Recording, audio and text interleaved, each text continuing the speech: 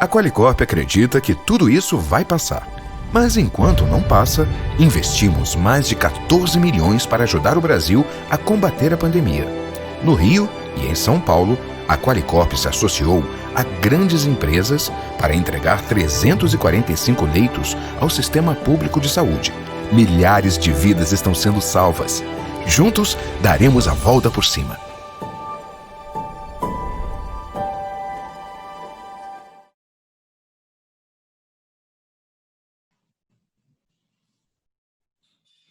Olá, sejam todos bem-vindos no nosso painel que trata sobre o ensino e a prática jurídica durante e pós a pandemia. Este painel está incluso dentro do primeiro Congresso Digital do Conselho Federal da Ordem dos Advogados do Brasil, que tem como temática repercussões jurídicas e sociais da pandemia. Temos aqui a satisfação, a alegria de receber neste painel as professoras Amarilis Costa, Luna Freitas e professora Maria Vital. Uma alegria tê-las aqui. Para tratar deste tema tão importante para todos nós, que trata do ensino e das práticas jurídicas, né?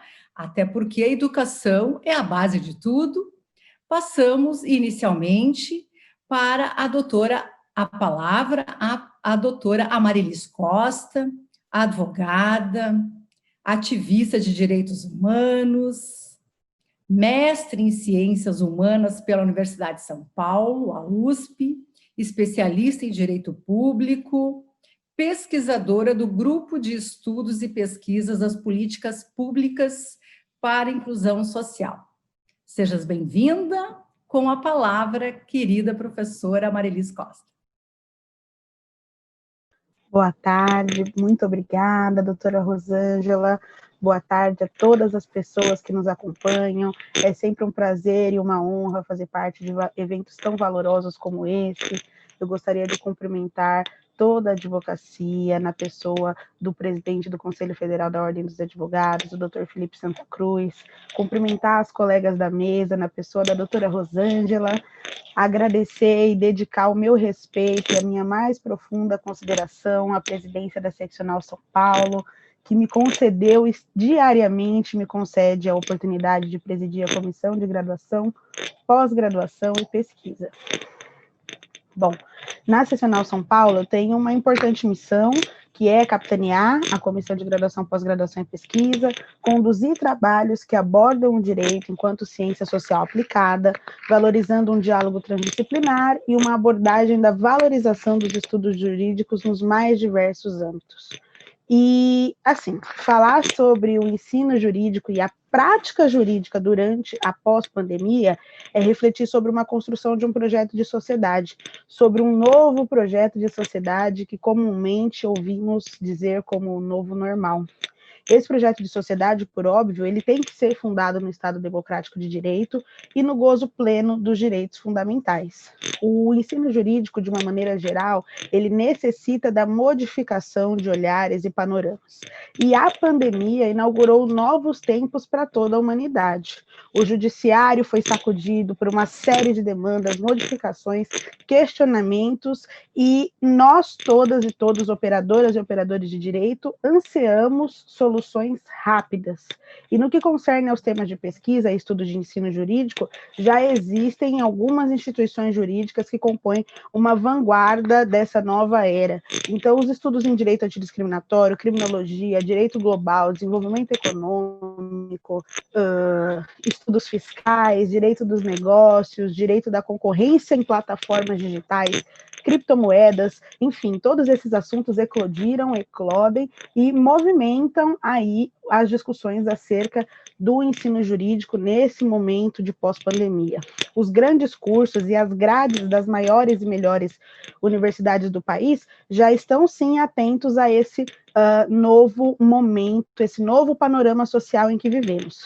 Mas as instituições de ensino jurídico viram-se colocadas em um outro cenário de reflexões e adaptações, não só sobre quais são os temas que devem ser discutidos, mas como transmitir o conhecimento neste momento de distanciamento social, de ensino à distância, e esse, em específico, é o grande tema a ser pensado e repensado no atual momento.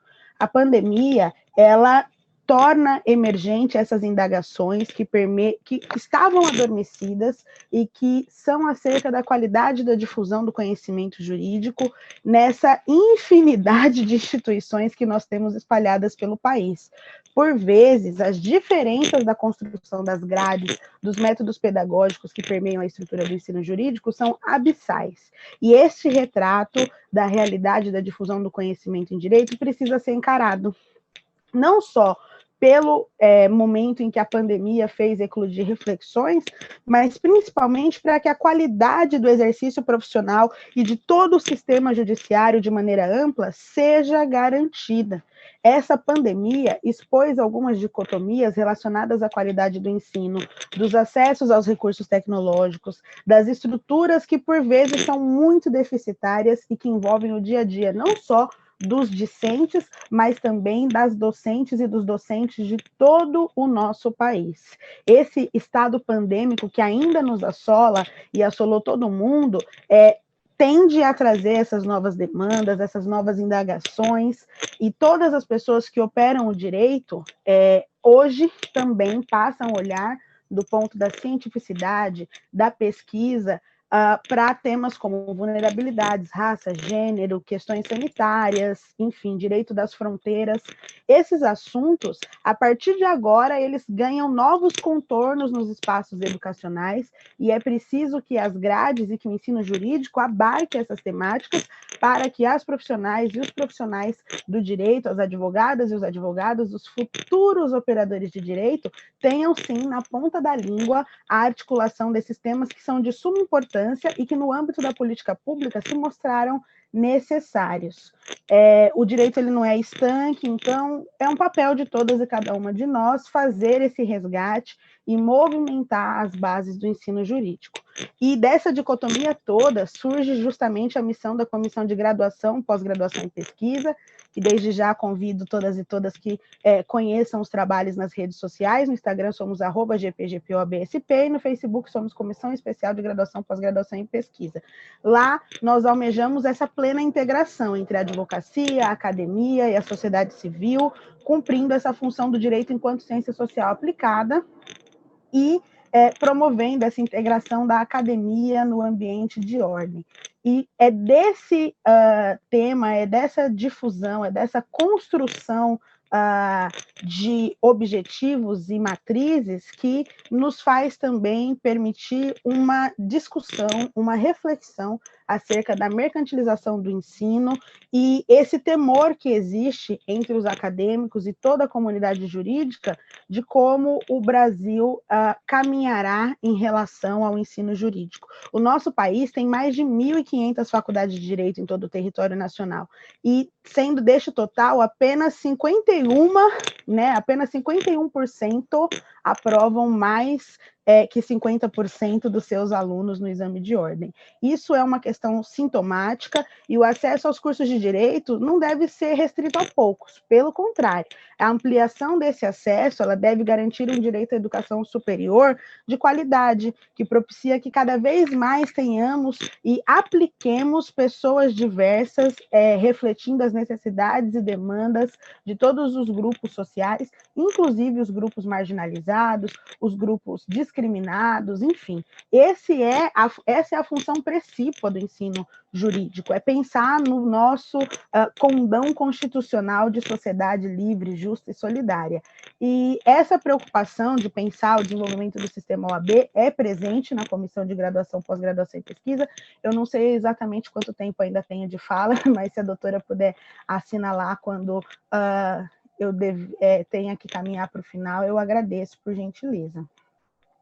Bom, e na Comissão de Graduação, Pós-Graduação e Pesquisa, temos pensado e repensado a questão do ensino EAD desde 2019, desde antes da pandemia, acompanhando, fazendo aí um projeto de acompanhamento e incidência em relação aos projetos de lei que permeiam esse assunto, e mais recentemente nós estivemos debruçadas, né, e digo debruçadas porque a presidência da comissão ela é conduzida por mulheres. Aproveito aqui para já encaminhar o meu cordial cumprimento a Rafaela Reis e Lázara Carvalho, que co-presidem a comissão ao meu lado, e pensamos, então, em coletar dados por meio de um formulário que foi amplamente divulgado, para entender, junto aos estudantes de graduação, como esse cenário pandêmico afeta ou não o dia a dia dessas pessoas e oferecer um apoio no diálogo entre as instituições de ensino e esses discentes.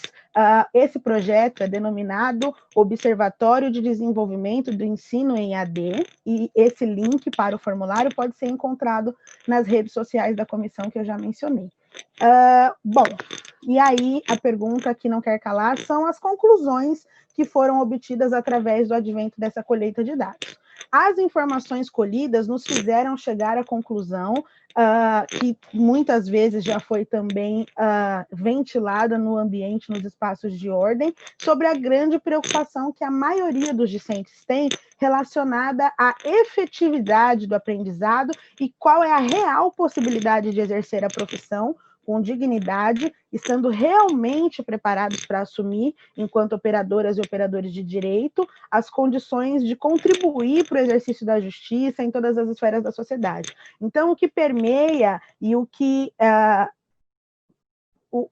está no imaginário, as indagações da comunidade discente, de acordo com os dados que foram coletados dentro dessa pesquisa da comissão, é sobre a possibilidade de exercer de maneira digna e técnica o condão da advocacia através do advento de um ensino com distanciamento, através do advento de um ensino que utiliza recursos tecnológicos e, em alguns espaços, ainda em sítio experimental.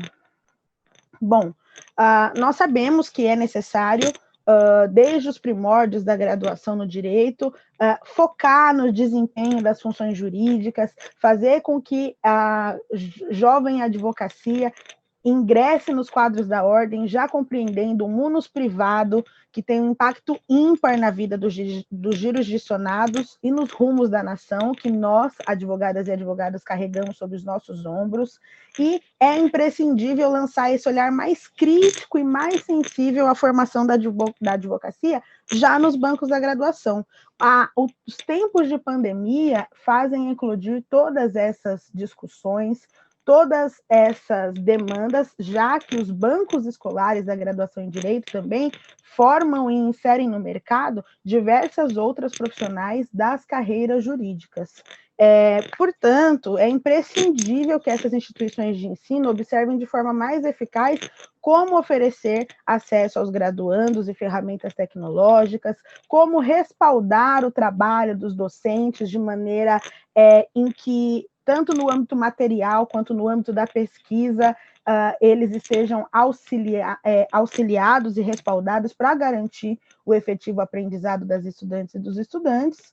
E já caminhando para o final da minha fala, que eu imagino que já tenha passado da metade do tempo entabulado, cabe frisar que para que essa inclusão efetivamente ocorra, é necessário primar por uma formação de qualidade, por um ambiente de ensino e aprendizado sadio, sempre com vistas a garantir o efetivo direito dos jurisdicionados, a qualidade da prestação de serviços e do exercício da tecnicidade das pessoas que comporão os quadros da Ordem dos Advogados do Brasil, e é nesse espírito de defesa do direito à educação, em especial na formação dos futuros juristas, que todas e todos nós deveríamos conclamar e darmos as mãos e seguir com coragem na busca da solução de um problema que é tão complexo, especial dentro desse conceito, desse contexto de pandemia,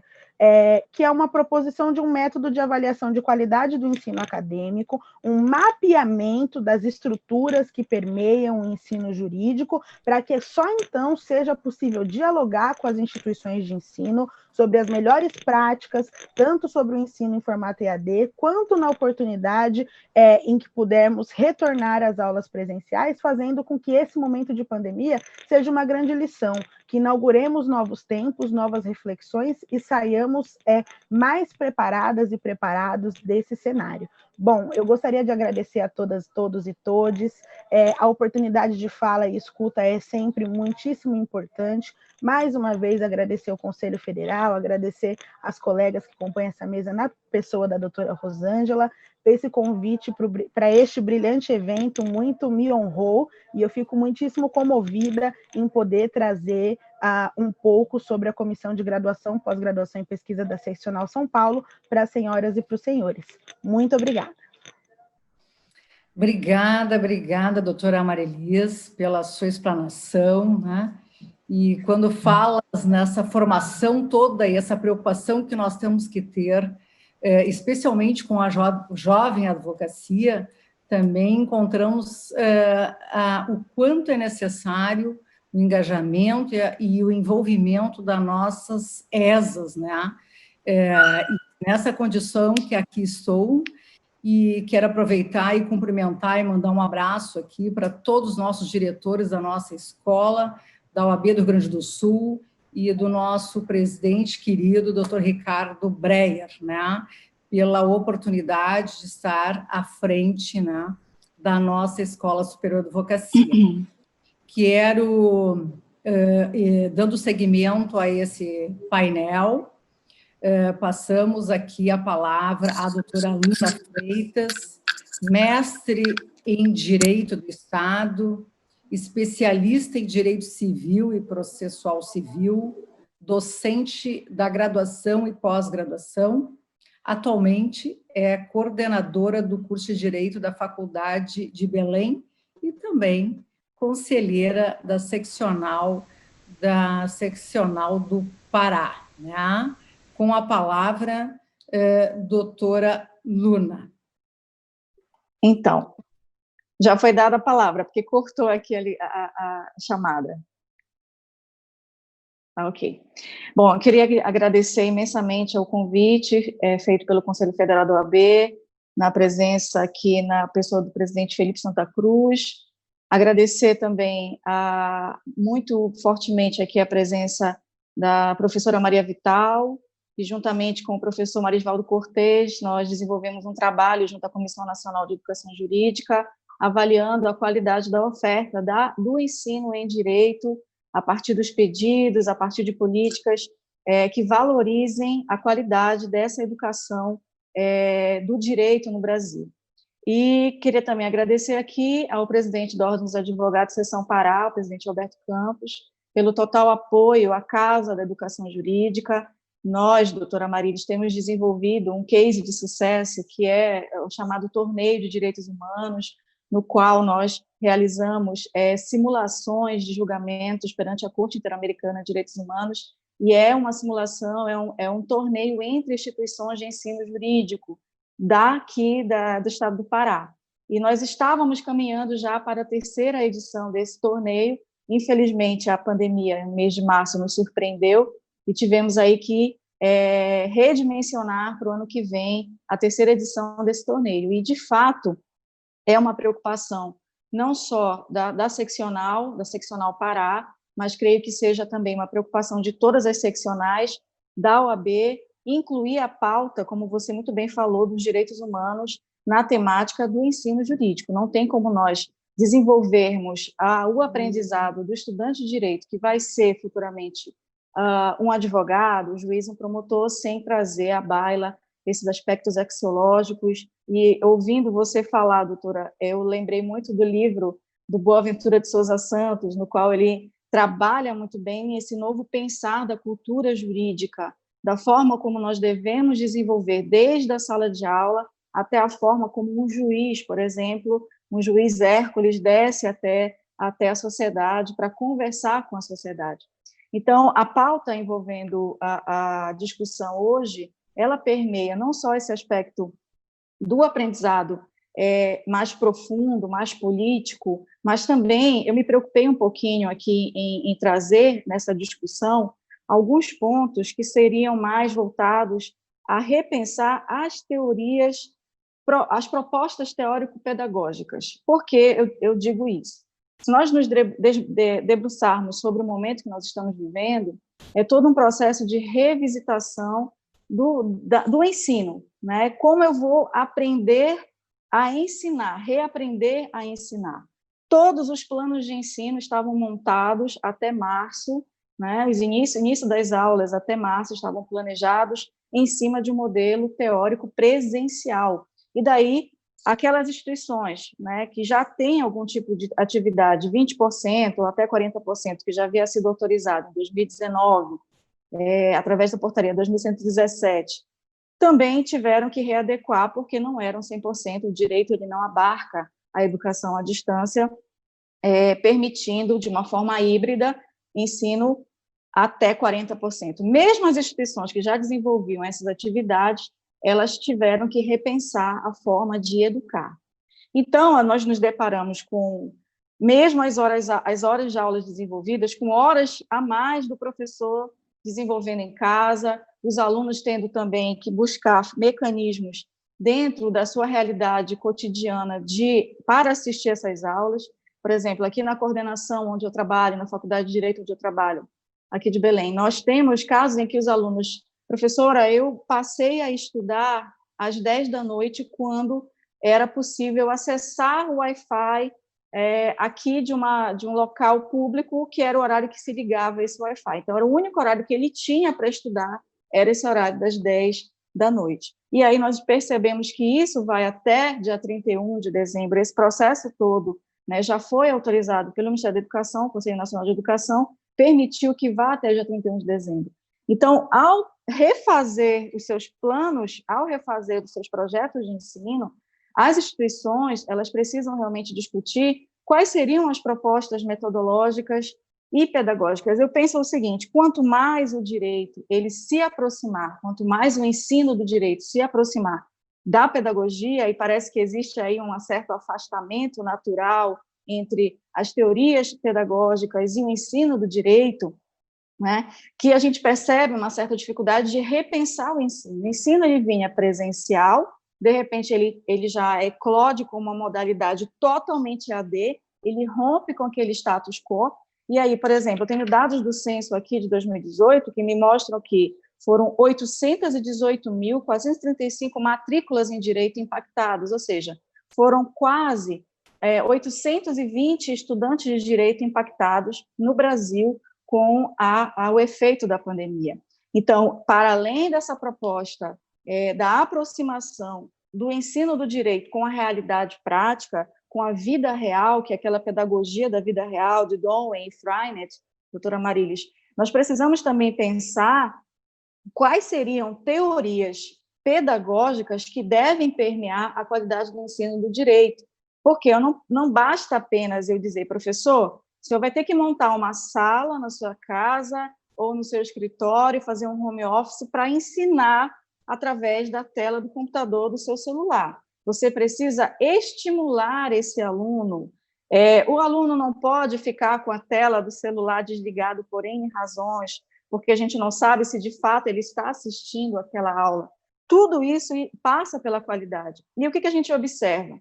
A gente observa que o Ministério da Educação, não obstante todo esse processo de mudança, ele tem buscado unicamente parametrizar, através de pesquisas, o que a instituição ofereceu no período para avaliar a qualidade, sem criar parâmetros de avaliação. Então, eu não tenho hoje parâmetros de avaliação para a realidade da pandemia. Esse período de um ano é um período de são muitos dias, são muitas horas aulas ministradas. Até o presente momento, eu repito, não existe nenhuma ferramenta desenvolvida pelo Ministério da Educação de avaliação, de controle do que, de fato, qualidade de ensino, ou seja, parametrizar os itens, critérios de avaliação de instrumentos dentro das instituições. O que nós temos são questionários direcionados aos alunos, né, que não trazem claramente o que você está parametrizando ali em nível de qualidade de ensino. Então, esse é um ponto. Eu trouxe aqui algumas teorias, propostas teórico-pedagógicas, que seria o conectivismo, que foi desenvolvido por George Siemens em 2004. Ele trabalha justamente para essa era digital. Quem diz que, a partir de 2021, caso nós tenhamos a vacina e voltem 100% às aulas presenciais, quem disser que nós não vamos mudar a realidade, que vamos conviver apenas com a aula presencial, está mentindo, porque, com certeza, nós vamos interagir muito mais. A era digital, a era virtual, os chats, as webconferências, as organizações de webinários e reuniões como essas, eu queria até parabenizar toda a organização do evento, extremamente organizado, tivemos aí todo um acompanhamento, monitoramento muito bem feito. Então, a era digital, ela chegou, então todo esse processo ele precisa estar conectado com teorias pedagógicas. Eu não vejo como falar em qualidade do ensino jurídico se nós não estabelecermos uma conexão com teorias pedagógicas. Precisamos entender o que é, de fato, a educação enquanto ciência e não como atividade prática. O direito, ele precisa, no olhar de Boaventura de Souza Santos, descer do seu pedestal e conversar com pedagogas. Nós precisamos nos reunir com áreas de licenciatura, com professores que não nasceram por um dom. Eu não tive formação pedagógica. O que eu ensino desde 2004 vamos dizer assim, uma paixão, um dom, que nós vamos desenvolvendo ao longo de anos e anos, técnicas, aprendendo, caindo, levantando, mas eu acho que, mais do que nunca, esse é o momento de nós discutirmos teorias com quem realmente estuda esses temas. Então, a minha proposta aqui, já fica como para um próximo evento, seria uma proposta multidisciplinar, transdisciplinar, com a área da educação, para que a gente possa discutir essas teorias, e elas existem. A teoria do conectivismo, de Siemens, que defende o seguinte: nós precisamos entender que o conhecimento está distribuído em uma rede de conexões, sendo a aprendizagem a capacidade de construir e circular entre essas redes. Tem que entender e passear muito bem por essas redes. Novas informações precisam ser obtidas permanentemente. O que nós aprendemos hoje que nós estamos discutindo, amanhã já não é mais. Então, nós precisamos de bom suporte, de infraestrutura, bom conteúdo na internet, rede de trabalho, que seria o network, e uma excelente capacidade de auto-organização. Esse é um ponto principal que eu gostaria também de pontuar. Se nós não ensinarmos o aluno a se auto-organizarem nesse formato de educação à distância, seja no híbrido ou seja no presencial, nós não vamos empoderar esse aluno. O aluno ele precisa entender que ele não é um mero espectador, ele tem que entender que ele é ator principal. Então, a capacidade de auto-organização, ela fica muito mais latente, a capacidade de autonomia que já está presente nas DCNs de direito, ela fica muito mais gritante na era digital. Quantos alunos, de fato, assistiram a todas as aulas online da professora Maria Vital ao longo desse semestre? Quantos, de fato, conseguiram absorver a partir da metodologia utilizada por ela? Então, essa capacidade de auto-organização, ela faz parte da teoria do conectivismo. Outra teoria que todo mundo acho que já ouviu falar é a aprendizagem baseada em problemas, PBL, né, em que você divide a turma em grupos, faz com que o aluno discuta isso em grupos, e é um ensino colaborativo a partir de um problema e o professor faz a mediação. Seria uma possibilidade de trabalhar. A pedagogia de projetos, a doutora Marilis, que trabalha com a pedagogia da vida real, ela trabalha muito com a questão, a visão clássica, uma visão clássica atualizada agora com o ensino à distância, e, nesse caso, nós temos aí inúmeras possibilidades de realizações educacionais globalizantes, integrando áreas distintas do conhecimento e vinculando com a realidade. E aqui eu faço um parênteses, só para ressaltar que nós temos hoje uma resolução que vai estar obrigando as instituições a trabalhar a Resolução 07 de 2018, a implementar atividades extensionistas, pelo menos 10% do currículo com atividades extensionistas.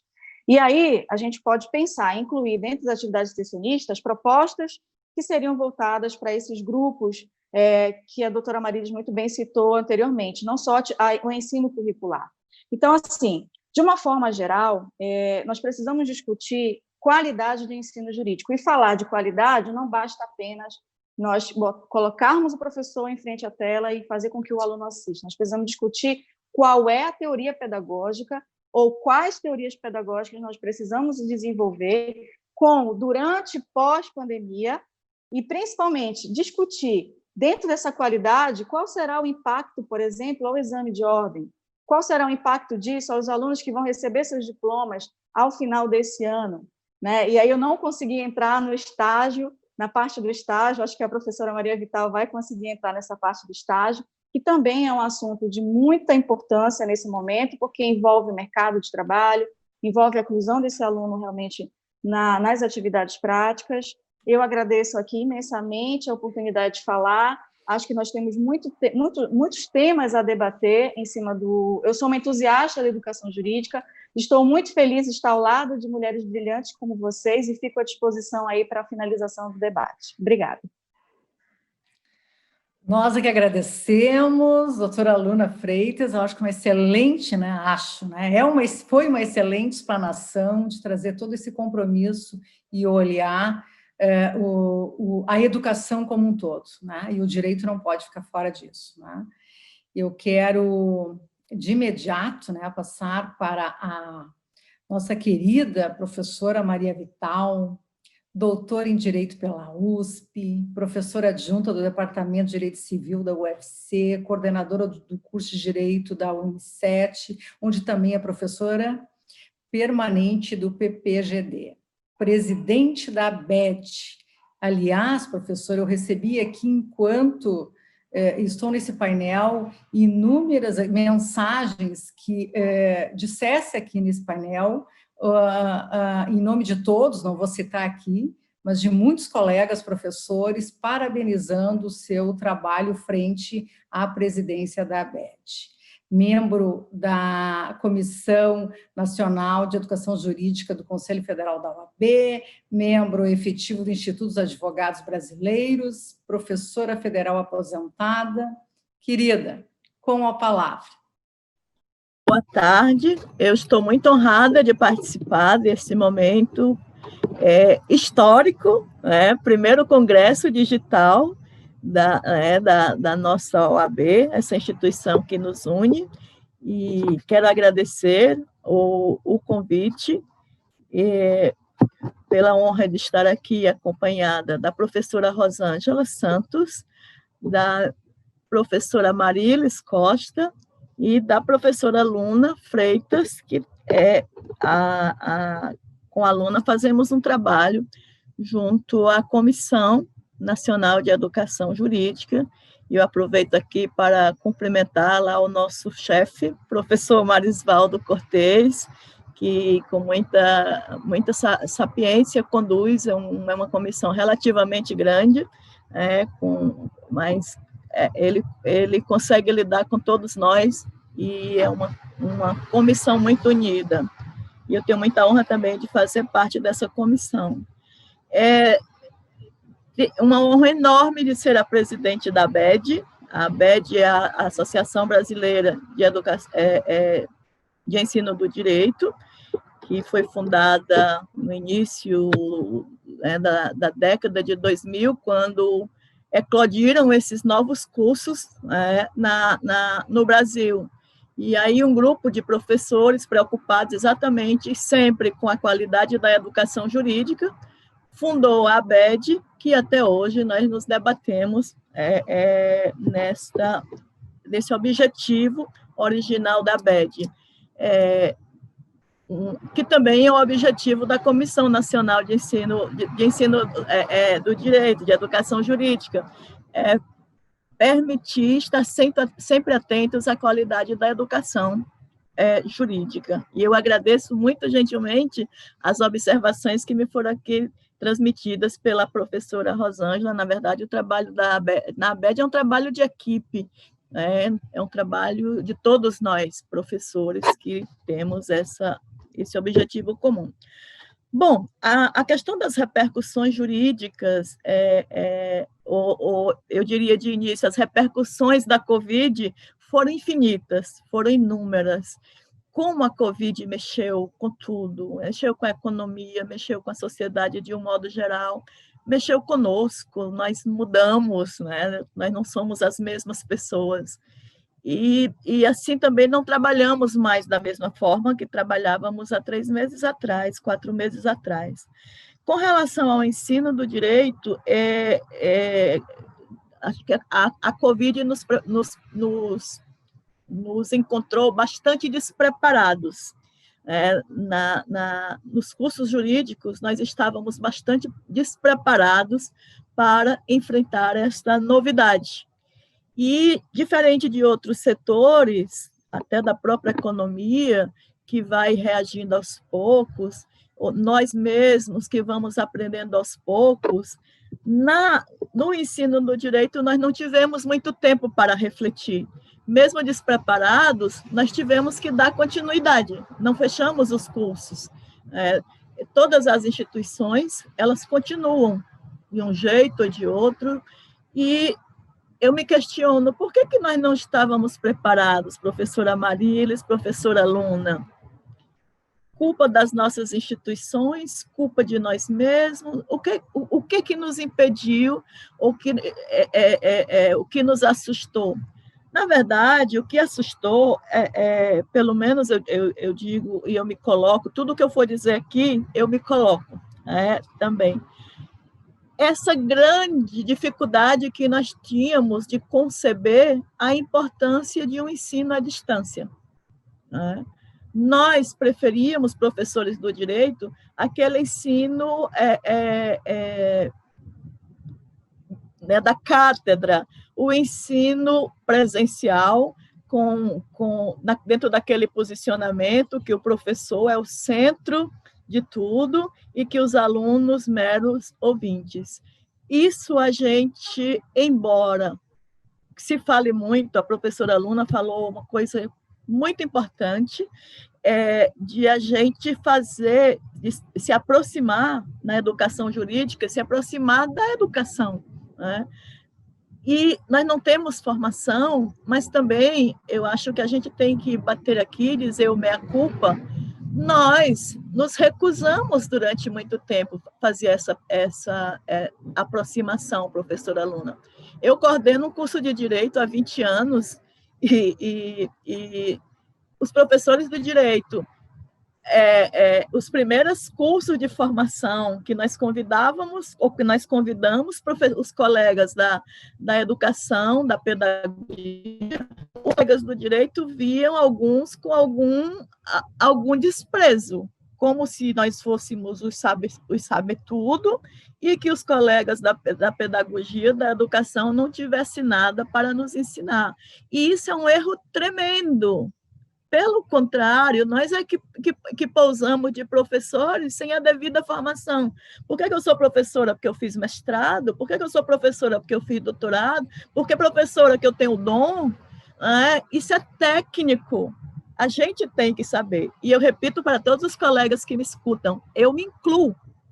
É uma crítica que eu me incluo. E nisso, nós do ponto de vista da Covid, eu vejo isso como uma repercussão positiva. Por que eu estou tendo dificuldade agora de trabalhar com instrumentos digitais? Porque eu não quis isso antes, eu não quis ver a vantagem. É claro também que eu não vou entrar aqui no debate do que é um EAD. né?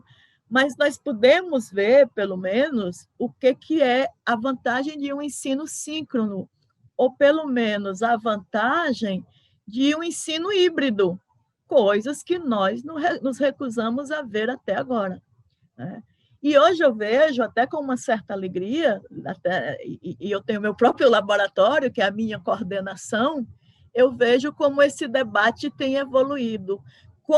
O que a gente pode ver, quanta coisa a gente pode ver, pode fazer pelo lado do ensino da forma síncrona, né? A professora Luna falou da extensão. Nós falamos, até anteriormente à Covid, já por força da resolução número 5 do Conselho Nacional de Educação, que institui as novas diretrizes curriculares, que a gente não sabe se está suspenso ou não, nós até protocolamos no CNE para se posicionar se há obrigatoriedade de aplicar as novas diretrizes, continua válido ou não. Estamos aguardando resposta. Mas tudo o que se disse até agora, se a gente for traduzir, a professora Luna até falou das espécies. A gente vem falando muito de metodologias ativas no ensino do direito, né? Que não é novidade para os nossos colegas da educação, da pedagogia, mas nós do direito, quando falamos em metodologias ativas, a gente se pergunta, eu estou preparado? Ah, não, na minha disciplina eu faço audiência com os meus alunos. Digo, será que isso é suficiente como metodologia ativa? É realmente metodologia ativa? Como é que eu vou aplicar para o meu aluno, professor aluno, um PBL, se eu não preparei o meu aluno? Eu não posso fazer disso para ele uma surpresa, eu chegar aqui naquele dia, eu vou discutir certos problemas. Mesmo uma aula, uma aula à distância, no sentido mais amplo, ela precisa ser bem projetada, ela precisa ser bem organizada, mas como fazer se o professor não está preparado? E aí eu vou voltar para uma realidade, que é a realidade que eu estou vivendo. Nós temos um primeiro semestre que, de alguma forma, muitas instituições já encerraram,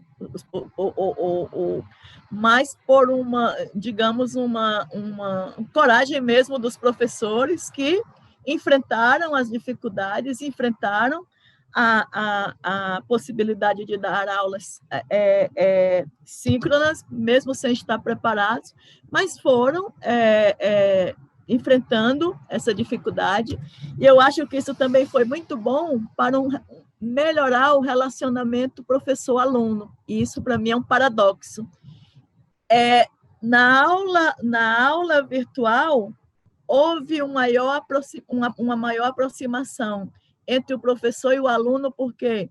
Porque o aluno viu que nós, professores, temos limitações, porque em algum momento nossas turmas viam que nós estávamos com dificuldade também, diferente de quando nós entramos na sala de aula com aquela pompa de professor de direito, que normalmente a gente vem do trabalho, aí a gente está todo naquela vestimenta que nos faz ainda muito mais formais, e o que eu percebi, que desta forma os alunos viram alguma humanidade, porque nós confessamos para os nossos alunos que nós também estávamos assustados, que nós também estávamos com dificuldades, que nós também estávamos aprendendo o que eles também estavam, porque eles também não tinham muita prática, a não ser aqui e acolá numa instituição no Brasil, mas isso não é um padrão das instituições brasileiras. Então, eu vi com uma certa alegria isso, um professor dizer para o aluno, olha, vocês tenham paciência que eu estou aprendendo aqui como compartilhar esse texto, eu estou aprendendo aqui como fazer isso, como fazer aquilo, e muitas vezes os alunos que são mais aptos do que nós, com esses meios digitais, eles até nos socorriam. E isso acarretou uma aproximação que eu acho isso positivo. Do ponto de vista do que vai ser, eu comecei falando do início da pandemia, nós fomos pegos despreparados e superamos com a nossa coragem, com o nosso compromisso profissional, com a nossa responsabilidade, mas depois da pandemia, como é que vai ser? Ou até eu diria, e essa segunda parte do ano, nos cursos semestrais, nós não podemos mais agora alegar que estamos despreparados, porque nós já tivemos pelo menos aí uns 3 meses de experiência. O que nós temos que fazer? Nós temos que... o que eu entendo, professora Marilis, professora Luna, querida professora Rosângela, é que, mais do que nunca, nós, professores, agora temos que dar o melhor de nós. Como? Começando a refletir que as nossas aulas há muito tempo não devia ser essa que nós continuávamos a dar, que nós vamos ter que refletir, tanto o professor como o aluno, dizer, será que vale a pena eu sair de casa para ouvir aquele professor falando de coisa que não me interessa? A gente vai ter, e a professora Luna também, que falou uma palavra que tem que ser muito presente, a ressignificação. Ressignificação de quê? Do ambiente da sala de aula. O que eu vou fazer? Eu vou lá fazer um esqueminha do que é propriedade, vou dizer as definições, vou dizer as espécies, vou ler alguns artigos do código e vou embora. Por que eu não pego um caso? Um processo onde se está ali discutindo uma usucapião, por exemplo, e ali a gente discute posse, propriedade, todos os elementos. Então, isso é que vai ser a ressignificação. Do ponto de vista teórico, e dentro dessa ressignificação também, a gente tem que ver que a questão do aprendizado é, sobretudo, uma troca de experiências, montadas em todas aquelas preocupações que a professora Marilis falou. Experiências do dia a dia, experiência daquilo que vai ser útil para o aluno. E essa troca de experiência, ela exige o quê? Ela exige um aluno mais participativo, mais ativo, não o professor sendo o centro do processo de aprendizagem. Até porque hoje o conhecimento não é privilégio do professor. Em razão da internet, o conhecimento ficou mais democrático, os alunos trazem novidades para a sala de aula que, se a gente não tiver cuidado, nós ficamos desatualizados. Eles têm melhor capacidade de pesquisa do que nós. É diferente de antigamente, que nós, professores, íamos estudar nas bibliotecas, nos livros que só tinham nas bibliotecas, e a gente ia para a sala de aula transmitir esse conhecimento para os alunos. Hoje, os alunos já têm uma gama de conhecimento muito grande. Hoje, o que nós temos que fazer é mostrar para eles a utilidade desse conhecimento e o pragmatismo. Em que eles vão utilizar esse conhecimento. E aí vem a grande dificuldade, porque nós não estamos preparados para isso. Nós continuamos dando aula como os nossos professores davam. Eu me formei em 85, e a gente quer ainda repetir aquele padrão. Por outro lado, as novas diretrizes curriculares, que estão para serem adequadas ao ensino do direito, ela dá mais uma flexibilidade. Ela impõe essa interdisciplinariedade indispensável, professora Marilis. Ela impõe uma educação mais voltada para a realidade, E o Brasil, sendo muito grande, são várias realidades. A realidade do Nordeste, ela é diferente da realidade do Sul. Nós temos alguns problemas nacionais, mas nós temos as nossas questões regionais que têm que ser trazidas também. Então, desse ponto de vista, é que eu digo que nós, como professores, temos que dar o melhor de nós, mas nós precisamos aprender a fazer isso, que nós não estamos preparados. Quanto à questão da prática, a questão dos estágios, eu ainda vejo com muita preocupação a questão dos estágios, porque a prática ela se faz muito necessária, para a gente ter aquele advogado equipado das habilidades que a gente tanto fala, e ele poder atuar no mercado com dignidade, com conhecimento, com formação, mas também com a questão técnica. Então, a prática, pouco a pouco, nós vamos descobrir a melhor forma, a melhor forma para inserir uma boa prática dentro desse novo contexto. Até porque, com essa história do homework, muitas instituições estão ainda trabalhando em casa. Aqui, por exemplo, aqui no estado do Ceará, a Defensoria Pública, a primeira coisa que fez foi dispensar os estagiários. E a minha instituição, por exemplo, que tem convênio com a Defensoria Pública, nós ficamos de mãos atadas o que fazer. O que fazer? Então, a gente tem que buscar os meios disponíveis. Por exemplo, nós já temos alguns juízes no Brasil, já fazem audiências virtuais, mas nem tudo é possível. A gente pode fazer o atendimento virtual com a parte, dentro da nossa assistência jurídica na universidade. A gente está fazendo virtualmente o contato com o nosso cliente, que é um cliente que normalmente é atendido pela Defensoria Pública, e ali, junto com os alunos, os professores discutem também, através dos aplicativos, a construção da peça. Mas a gente sabe que para uma aula prática, para um estágio, a gente precisa mais do contato pessoal, até porque a gente precisa da humanização, da humanização, e isso, de certa forma, nos afasta. O ensino virtual nos afasta dessa questão da humanização da relação com os nossos clientes. Então, acho que a melhor consequência de tudo isso foi entendermos o quanto podemos aproveitar mais os sistemas virtuais de aprendizado. Quanto a gente pode fazer em termos de orientação, de apresentações da aula teórica, como a gente pode enriquecer com jogos, com metodologias ativas que a gente se recusa a utilizar.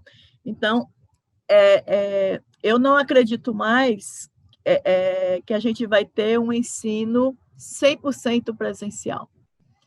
Aliás, a gente vai acabar retroagindo se a gente voltar para um ensino 100% virtual.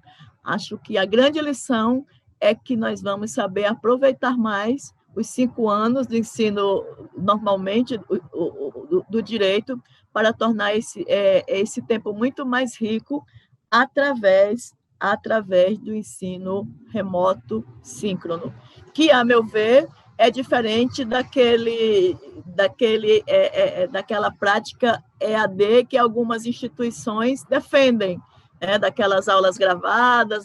Tem que ser algo que participem ao mesmo tempo, da forma que nós estamos aqui, alunos e professores dentro de um ambiente de aprendizado e de discussão. E dessa forma também, eu acho que a gente cabe debater, será que toda aula presencial é boa de assistir? Será que o simples fato de ser presencial é uma aula boa para os alunos, e às vezes até para os professores também? Então, essa qualidade da aula, ela vai acabar também, assim, não é a qualidade da aula em si, a qualidade do professor, não é? Nós não vamos, esse ambiente de ensino jurídico não tem mais espaço para o professor, desculpa a expressão vulgar, o professor que quer fazer um bico no ensino jurídico. Ele tem que ter formação e essa formação tem que ser continuada, continuada para que ele possa ser esse professor que eu disse, o professor capaz de dar de melhor dentro desse processo. Essas são as minhas observações. Fiquei feliz porque eu pude beber na fonte das duas expositoras. Aqui, eu as parabenizo pela verdadeira aula que deram aqui para todos nós. E me agradeço novamente. Um grande abraço virtual para quem está nos ouvindo. E com os nossos agradecimentos, e me coloco aqui à disposição para quaisquer observações, para quaisquer discussões. Muito obrigada a todos. Obrigada, professora Maria Vital, né? Uma inspiração para todas nós e uma motivadora, né? Para que o ensino seja visto, na verdade, como uma verdadeira educação. E a educação é uma forma muito mais ampla.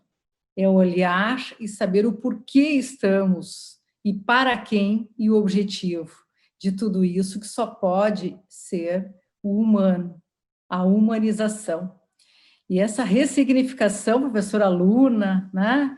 Enfim, todas que trouxeram, a Marilis, todo esse novo olhar que nós temos que ter, ele vai fazer com que todos nós, nessa nova realidade em que estamos aqui enfrentando, possamos nos chamar, né, a cada um, como disse a professora Maria Vital, nos incluir nesse desafio, que não pode ser só um desafio, um compromisso e uma responsabilidade de todas nós que amamos o direito, mas, acima de tudo, temos o compromisso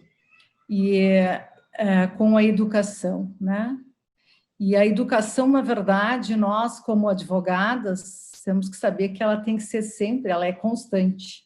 E por isso que entendemos aqui e parabenizamos, e quero aqui agradecer por estar aqui, pela participação, cumprimentar o presidente Felipe Santa Cruz e fazer um cumprimento especial a todos os diretores e todas as diretoras das nossas ESAs, de todo o sistema da OAB, de todo o nosso sistema da OAB nacional, das seccionais e de todas as comissões de educação jurídica, né? E quero aqui cumprimentar em nome do diretor da Escola Nacional, que é o Dr. Rony Duarte, né? E dizer que estamos chegando ao final do nosso painel, né? Gostaríamos aqui tanto de poder ainda ouvir mais um pouquinho da professora Marilis, da professora Luna e a doutora Maria Vital, né?